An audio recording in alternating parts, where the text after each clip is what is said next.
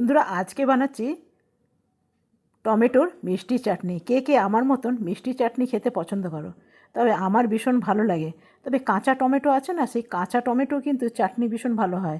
একটু রসুন পেঁয়াজ ওইসব দিয়ে না দারুণ লাগে।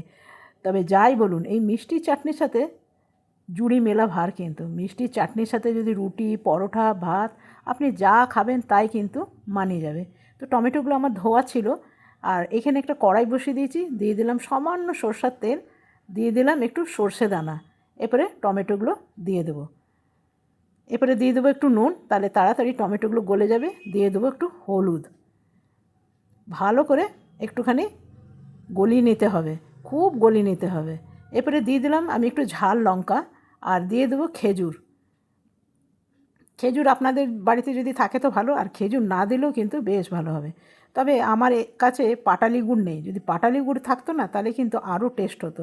তো ভালো করে খুন্তি করে আমি একটু ম্যাশ করে দিলাম। এরপরে দিয়ে দেবো আমার বাড়িতে আছে কাঁচা আমের আমসত্ত্ব। এটা বানিয়ে আমি ফ্রিজে রেখে দিয়েছিলাম।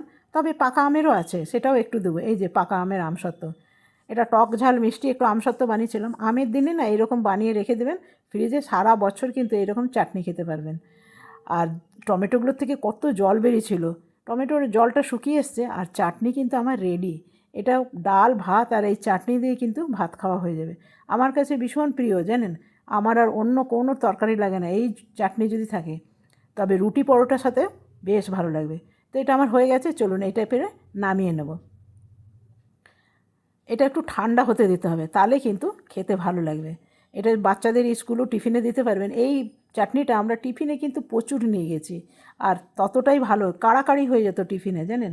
তো আজকে বন্ধুরা আজকে আমি এইখানেই শেষ করলাম। যদি ভালো লাগে একটা লাইক করবেন, সাবস্ক্রাইব করবেন, আর আমার পাশে থাকবেন। Bye bye.